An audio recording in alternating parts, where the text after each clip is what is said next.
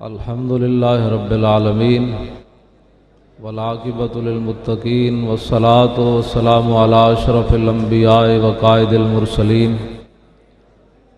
وعلی آلہ واصحابہ ومن تبعہم بإحسان الی یوم الدین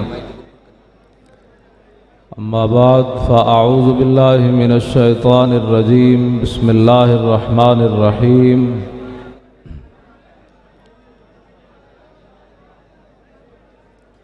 وَإِنَّكَ لَتَهْدِي إِلَىٰ صِرَاطٍ مُسْتَقِيمٍ صدق اللہ العظیم۔ گرامی قدر حضرات، جہاں بھی آپ حضرات کو جگہ ملے تشریف رکھیں، انتظامیہ سے مت الجھیں، یہ ہمارے نظم و ضبط کا جو ہے وہ امتحان ہے، آپ حضرات ان کی بھی مجبوری ہے، جہاں بھی جس کو جگہ ملے وہ تشریف رکھے۔ گرامی قدر حضرات، قبلہ علامہ الحافظ ڈاکٹر محمد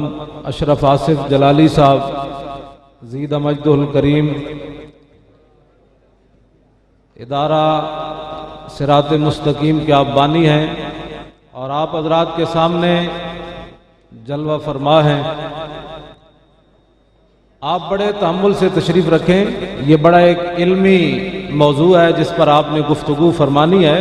یہ کوئی مناظرہ کا رنگ نہیں ہے، ایک مسئلے کی وضاحت مقصود ہے،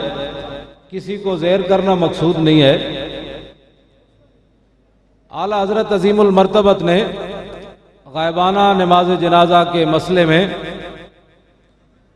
نواب صدیق حسن خان بھوپالی کا تعاقب کرتے ہوئے، یہ صرف ایک علمی بات ہے، اس کے اندر کوئی ایسا مسئلہ نہیں ہے۔ اعلیٰ حضرت فرماتے ہیں کہ نواب صاحب نے عون الباری شرح بخاری کے اندر لکھا ہے کہ نبی علیہ الصلوۃ والسلام نے حضرت نجاشی کا جنازہ پڑھایا مدینہ منورہ میں،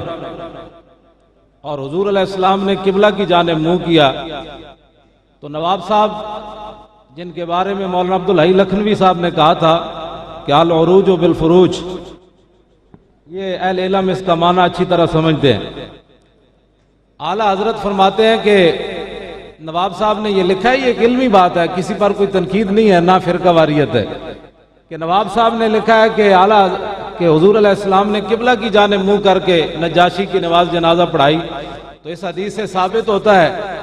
کہ اگر امام کا رخ قبلہ کی جانب ہو اور میت جو ہے وہ غیر قبلہ پڑی ہو تو نماز جنازہ ہو جاتی ہے۔ اعلیٰ حضرت فرماتے ہیں کمال ہے، آپ نے شرح بخاری لکھی ہے، آپ کو اتنا بھی نہیں پتا